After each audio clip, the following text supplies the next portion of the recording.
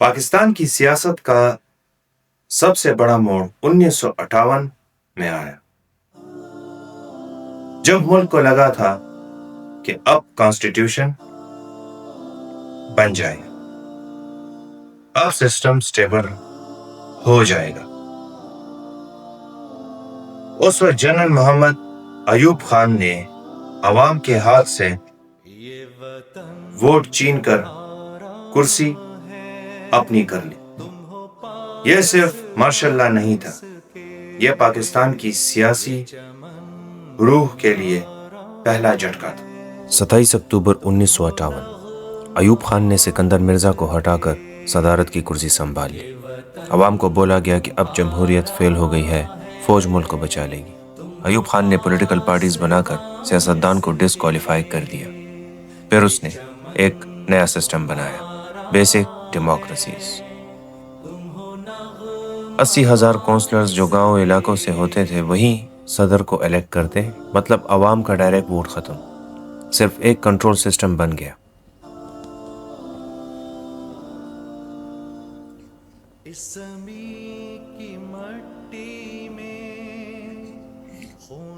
1960 میں ایوب خان نے فیصلہ کیا کہ کراچی اب کیپٹل نہیں ہوگا، ایک نیا شہر بنے گا، اسلام آباد۔ یہ ایک جدید شہر ہوگا جہاں بیوروکریسی اور آرمی دونوں کنٹرول کر سکیں گے۔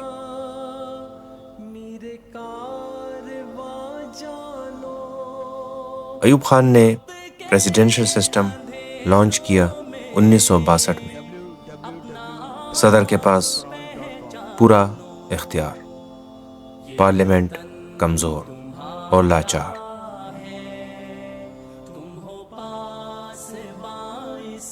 ایوب خان کے دور کو کہا جاتا ہے ڈیکیڈ آف ڈیولپمنٹ۔ یہ وہ دور تھا جس میں پاکستان نے بہت ترقی بھی کی، مگر اصل میں یہ ترقی صرف کچھ لوگوں کے لیے تھی، سب کے لیے نہیں۔ انڈس واٹر ٹریٹی نہرو اور ایوب خان نے ورلڈ بینک کے ذریعے سائن کیا۔ پنجاب کے 3 بڑے دریا بھارت کو مل گئے، لیکن پاکستان کے لیے منگلا اور تربیلا جیسے ڈیم بھی بنائے گئے۔ ایگریکلچر میں گرین ریولوشن آیا، نئے seeds, tube well, tractor. Industry میں بھی اسی طرح ترقی ہوئی، کراچی، لاہور، فیصل آباد میں ملز اور فیکٹریز بننے لگی، جی ڈی پی گروتھ 6 سے 7% تک پہنچ گیا، لیکن فائدہ صرف کچھ انڈسٹریلسٹ اور زمیندار کو ملا۔ ایک رپورٹ کے مطابق ملک کی 70% اکانومی صرف 22 خاندان کے ہاتھ میں تھی، جن میں داؤد گروپ، سائیگل، آدم جی، کالونی گروپ، حبیب بینک والے، کریسنٹ اور بھی بڑے نام۔ عوام کے لیے پرائسز بڑھ رہی تھی، انیکویلٹی تیز ہو رہی تھی۔ یہ وہ ناسور تھا جو عوام کے دلوں میں ایوب کے خلاف غصہ بڑھا رہا تھا۔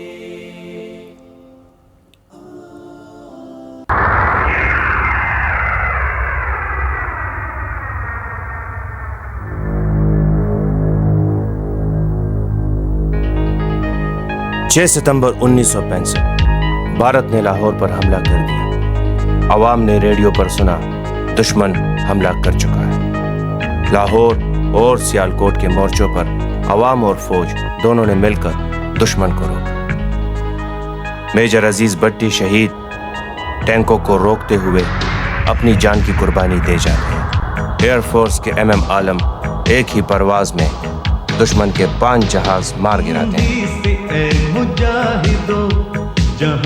اور اس جذبے اور جنون سے بالآخر پاکستان 1965 کی جنگ جیت جاتا ہے، لیکن 23 ستمبر 1965 کو UN سیز فائر کروا دیتا۔ اس کے بعد 1966 میں تاشکنت ایگریمنٹ ہوتا ہے۔ 10 جنوری 1966 تاشکنت سوویت یونین، ایوب خان اور Indian prime minister Lal Bahadur Shastri نے امن معاہدہ سائن کیا۔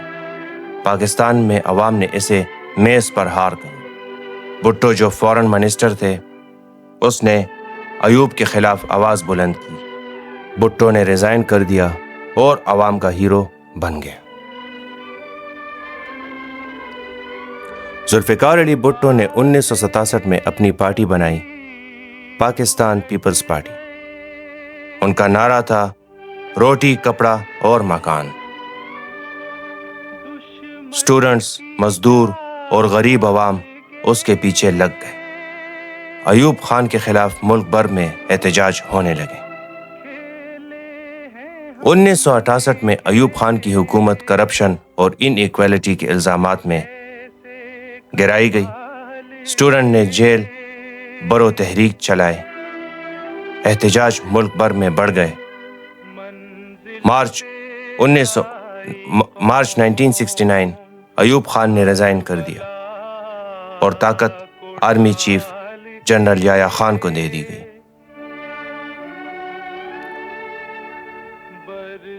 جنرل یحییٰ نے اناؤنس کیا فری اینڈ فیئر الیکشنز ہوں گے۔ دسمبر 1970 پہلے جنرل الیکشنز ہوئے۔ نتیجہ ایسٹ پاکستان کی عوامی لیگ شیخ مجیب الرحمان نے 167 سیٹ جیت لیے۔ ویسٹ پاکستان میں بھٹو کو پاکستان پیپلز پارٹی سب سے بڑی پارٹی بنی اور 81 سیٹس جیت لیے۔ عوام نے فیصلہ کر لیا تھا شیخ مجیب کو پرائم منسٹر بنانا ہے۔ یحییٰ خان اور ذوالفقار علی بھٹو نے شیخ مجیب کو طاقت دینے سے انکار کر دیا۔ ایسٹ پاکستان میں احتجاج شروع ہوئے۔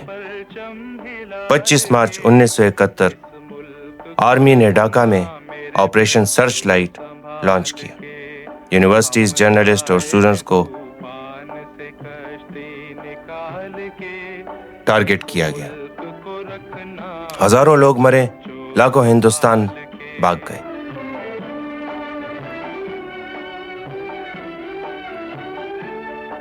مکتبینی نام کی گوریلا فورس بن گئی۔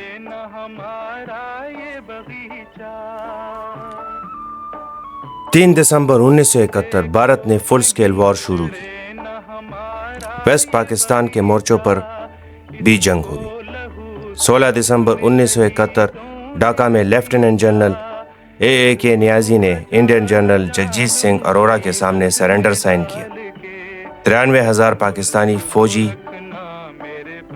جنگی قیدی بن گئے۔ ایسٹ پاکستان ٹوٹ کر نیا ملک بن گیا، بنگلہ دیش۔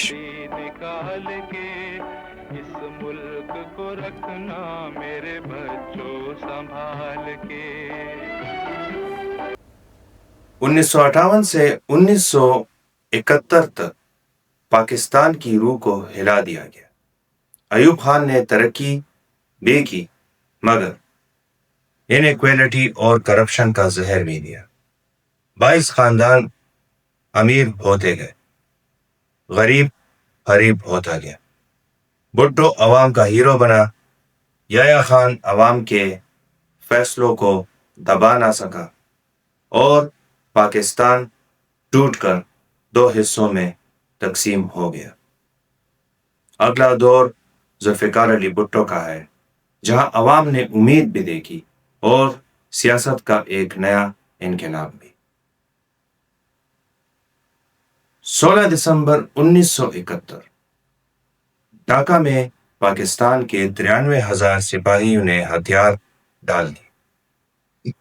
ملک کا آدھا حصہ الگ ہو گیا۔ عوام حیران، شرمندہ اور ٹوٹی ہوئی امیدوں میں گھوم رہی تھی۔ ایسے وقت میں ایک آواز آئی، ایک لیڈر جس نے عوام کو کہا، میں تمہیں عزت دلاؤں گا، میں تمہیں پاکستان پھر سے کھڑا کر کے دکھاؤں گا، اور یہ تھا ذوالفقار علی بھٹو۔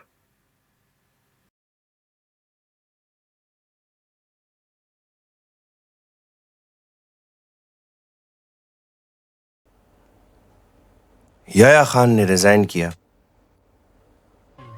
اور ذوالفقار علی بھٹو نے صدارت کی کرسی سنبھالی۔ بھٹو نے عوام سے کہا، میں اس غریب ملک کو عزت دلانے آیا ہوں۔ سب سے پہلا کام پرزنر آف وار اور لاس ٹیریٹری واپس لینا۔ 90,000 فوجی انڈیا کے کیمپ میں تھے۔ ذوالفقار علی بھٹو نے اندرا گاندھی سے 1972 میں شملہ میں ملاقات کی۔ وہاں ان کے بیچ ایک معاہدہ طے پایا، شملہ ایگریمنٹ۔ 2 جولائی 1972 کو پاکستان نے کشمیر کو بائی لیٹرل ایشو مان لیا۔ ان ایکسچینج انڈیا نے 90,000 فوجی آزاد کر دیے۔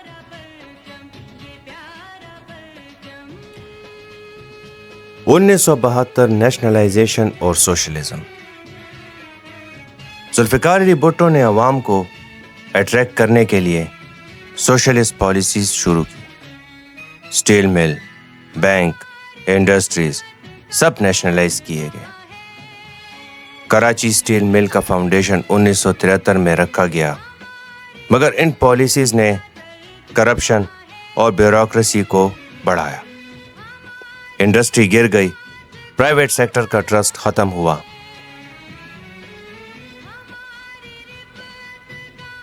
ویسے بھی 1970 کے بعد سے ایک نیا رنگ دیکھنے کو ملا، انڈسٹریلسٹ کم فیوڈل کم پولیٹیشین۔ یعنی بھٹو کی نیشنلائزیشن نے بزنس کو ہلایا تو بزنس نے سیاست کو اپنایا۔ اس کے بعد بزنس مین پولیٹیشین ایک نارمل چہرہ بن گیا۔ 14 اگست 1973 پاکستان کو ایک نیا آئین ملا، کنسنسس سے پاس ہوا۔ وزیر اعظم کے پاس پاور ٹرانسفر ہوئی، پریزیڈنٹ سیریمونیل بن گیا۔ ذوالفقار علی بھٹو وزیر اعظم بنے، فضل الہی چودھری صدر بنے۔ کانسٹیٹیوشن نے اسلامک پروویژنز بھی شامل کی گئی۔ قرآن اور سنہ سپریم لا، احمدی کو نان مسلم ڈکلیئر کر دیا گیا 1974 میں۔ ذوالفقار علی بھٹو نے فارن پالیسی کو اپنا اسٹرینتھ بنایا۔ 1974 لاہور میں اسلامک سمٹ کانفرنس ہوئی، 40 مسلم لیڈرز اکٹھا ہوئے۔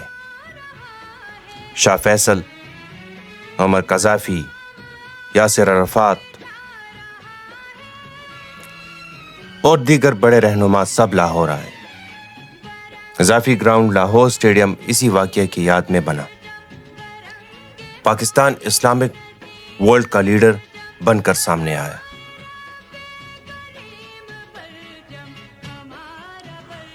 انیس سو 74 انڈیا نے پوکران میں نیوکلیئر ٹیسٹ کیا۔ ذوالفقار علی بھٹو نے کہا ہم گھاس کھا لیں گے لیکن نیوکلیئر بم بنائیں گے۔ ڈاکٹر AQ کو ہالینڈ سے بلا کر پاکستان ایٹامک پروگرام کا ہیڈ بنایا۔ کہوٹا ریسرچ لیبارٹری اسٹیبلش ہوئی۔ یہ پاکستان کا سب سے بڑا سیکرٹ پروجیکٹ بن گیا۔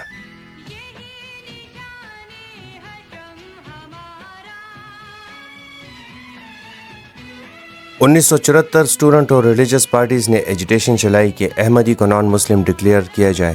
پارلیمنٹ نے ڈیبیٹ کے بعد 7 ستمبر 1974 کو امینڈمنٹ پاس کیے اور احمدی آفیشلی نان مسلم ڈکلیئر ہوئے۔ بھٹو کو سوشلسٹ پالیسیز اور اسٹرانگ کنٹرول نے اپوزیشن کو ناراض کر دیا۔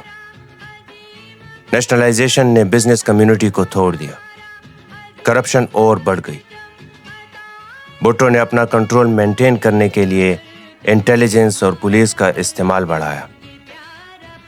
اپوزیشن نے متحد ہو کر بنایا پاکستان نیشنل الائنس۔ جماعت اسلامی، جمعیت علماء اسلام، NAP اور دیگر پارٹیز متحد ہوئی۔ 7 مارچ 1977 جنرل الیکشن ہوئے۔ PPP نے 155 سیٹ جیت لی، PNA کو صرف 36 ملے۔ اپوزیشن نے الزام لگایا کہ الیکشن ریگڈ ہوئے۔ ملک بھر میں احتجاج شروع ہو گئے۔ کراچی، لاہور، پشاور سب جگہ نظام مصطفیٰ تحریک چلائی گئی۔ لا اینڈ آرڈر کولیپس ہو گیا۔ 5 جولائی 1977 ذوالفقار علی بھٹو نے آرمی چیف بنایا تھا جنرل محمد ضیاء الحق کو، لیکن ضیاء نے اسی کو 5 جولائی 1977 کو ہٹا کر مارشل لا لگا دیا۔ ذوالفقار علی بھٹو گرفتار ہو گئے۔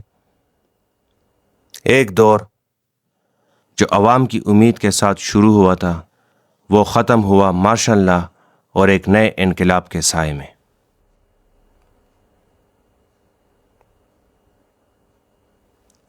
اس دور میں پاکستان نے خوب ترقی بھی کی تھی۔ ذوالفقار علی بھٹو نے عوام کو آواز دی، روٹی کپڑا اور مکان۔ پاکستان کو اسلامک بلاک کا لیڈر بنایا، نیوکلیئر پروگرام کی بنیاد رکھی گئی، اسلامک کانفرنسز ہوئیں، سینما، میوزک، سپورٹس، عوام کے دلوں میں امید جاگتی رہی۔ 1970s پاکستان کا گولڈن ایرا تھا میوزک اور فلم کا۔ مہدی حسن، نور جہاں کے گیت مقبول ہوتے گئے، وحید مراد اور شبنم کی فلمیں چلتی گئی۔ کرکٹ میں 1974 ٹور آف انگلینڈ پاکستان کی شاندار جیت، ہاکی میں پاکستان ورلڈ چیمپئن بنا۔